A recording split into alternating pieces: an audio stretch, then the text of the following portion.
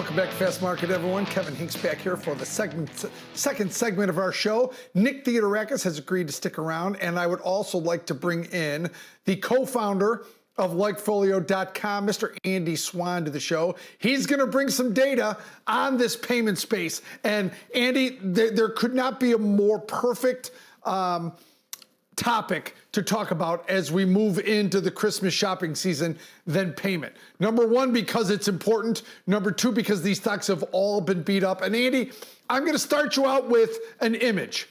There's an old saying, if you wake up in the morning and Jim Cantori from the Weather Channel is standing on your front lawn, you're about to have a bad day. I would call it the same with companies and Visa nosing around your business. If you wake up in the morning and Amazon is nosing around in your business, you're about to have a bad day. Is that what's happening with some of these payment firms? Amazon's going to come in, they're going to attack the middleman, they're going to attack the margins. Is that what we're seeing here in this payment space? Because they are getting creamed, Andy. Oh, yeah. I think Amazon is always a threat all the time. Although yes. I do, you have to remember also the overreaction when Amazon, bought whatever the grocery store was. Whole Foods. Kroger went down 20% or something that day and has rallied ever since. So sometimes yes. I think this phenomenon is vastly overstated. But the truth is the payment space is changing extraordinarily quickly. It's blending with the banking space, the investing space. The lines are blurring in a big way, and it's really being driven by a new breed of financial companies. And you can see it here, what we call digital wallet companies versus legacy banks and payment providers and payment systems. The digital wallet companies in green, this is consumer happiness. In other words, how much consumers actually enjoy using the products and services that these companies create. So you can see a clear divide. It's one of the reasons this is one of my favorite topics, one of my favorite sectors, because it's so clear how much the consumer prefers this new way of doing business, of processing payments, of investing their money, of saving their money, of dealing with all things finance, because they're just happier on these platforms. And we see it translate also not just in consumer happiness, but also just usage. I mean, digital wallet usage mentions. So people talking about using these platforms to make payments is up 165% year over year and accelerating. And we see it across the board, across a lot of these companies. PayPal, Square, SoFi, all of these are really vying to be a one-stop shop for the consumer. Yep. They're providing a really good experience in the process, and it's game on. And if Amazon wants to come in, they've got some really tough competitors already doing very well.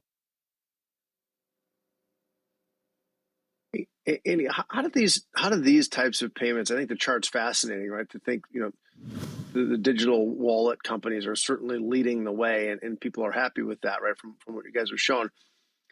How do you see, or how do you contrast this to sort of the other end of the spectrum? Meaning, I go to the website and then I have 5 payment options there, right? There are Amazon Pay, Google Pay, Apple Pay, PayPal's on those sites. Have you guys seen any kind of competition from there? Because I think it's sort of like a push versus pull mentality. Is there a comparison to be made about sort of going to the site you're at and being able to easily pay, or is this just looking at it from the bank side perspective only? No, yeah, I think you make a fantastic point, and it's one of the reasons why PayPal has really kind of put itself in this difficult situation, or put its banking partners / competitors in such a difficult situation, because they need PayPal because it's a lot of times their biggest it is their biggest digital channel. But they also see that PayPal is an up-and-coming competitor in the services that it offers. And we also saw with the dispute between Visa and Amazon, Amazon really had the power there. People didn't really care that they couldn't use Visa. They were going to buy from Amazon. And so there is a lot of push and a lot of pull in this. We think that continues. We think it's going to be a battle for a very long time. And that's why we try to stay focused instead of the near-term winners or payment volumes and processing volumes, we really try to stay focused on where the consumer prefers to have their money, and where they prefer to have their money. Ultimately, we think is going to be the institution or platform that wins. And so far, at least recently, digital wallets, crushing the legacy competitors. Yeah, and Andy, let's stop short of calling Visa a victim here in this fight with Amazon. What really happened was pre-Brexit, right? The fees that Visa could charge was 0.3%.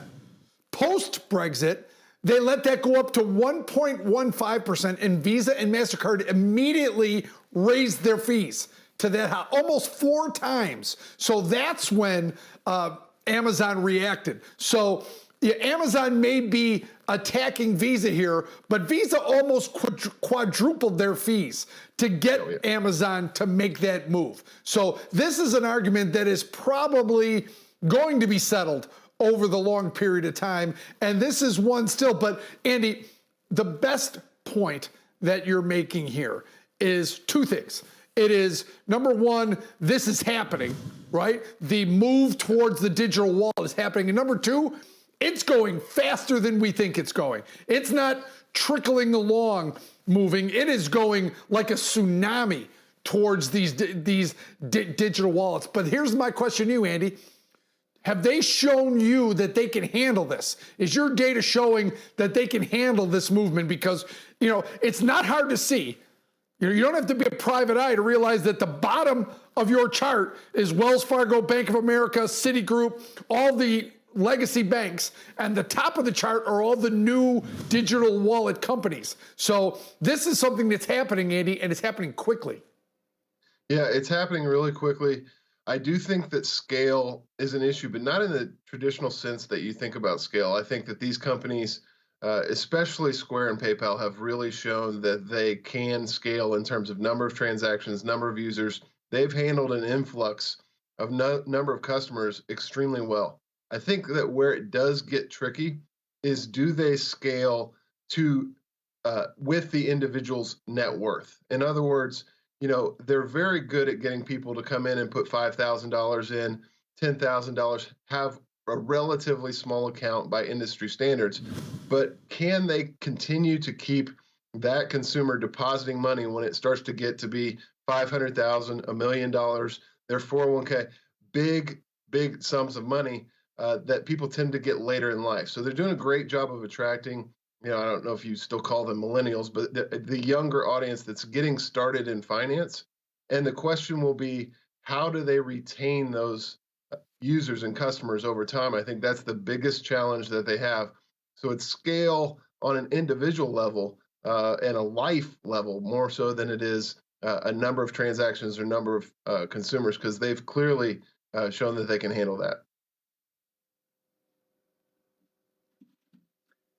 Yeah, Andy, it sort of feels like the conversation. One more thing that I want to talk about, going to evolve, and that is, go ahead, Nick.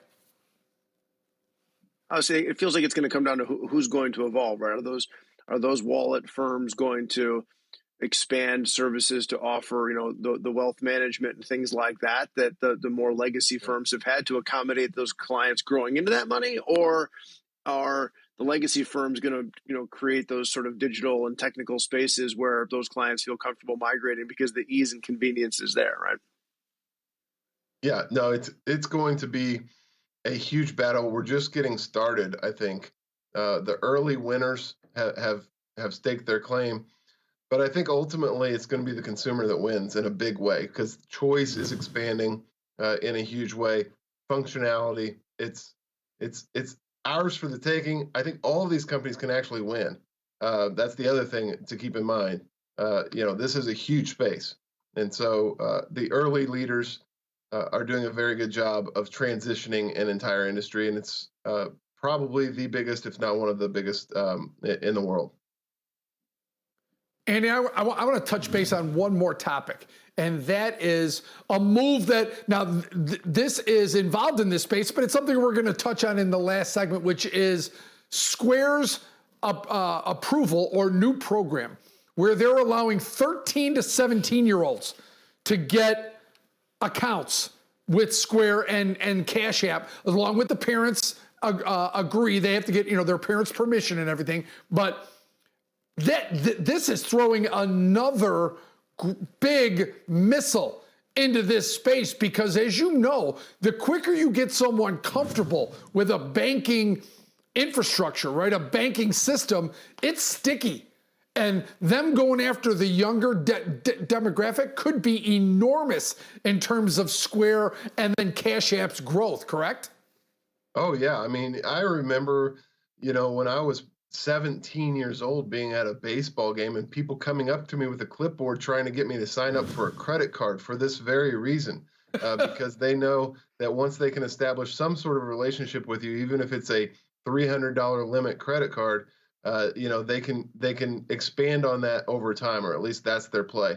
And I think Square, PayPal, these are companies that have a real chance of doing it in an effective way and getting in there with teenagers.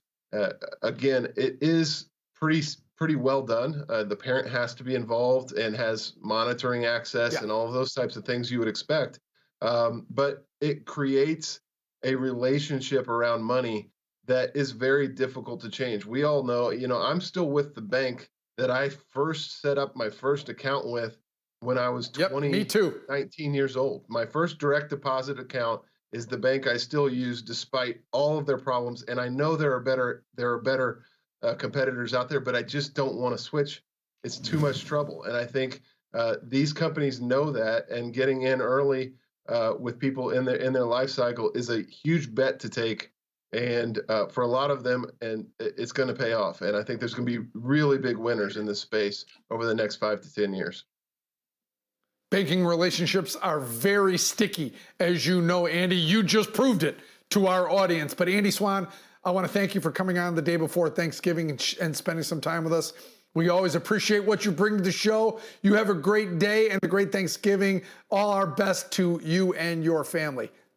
Thanks for coming on, Andy. All right, Nick, let's take a good hard look at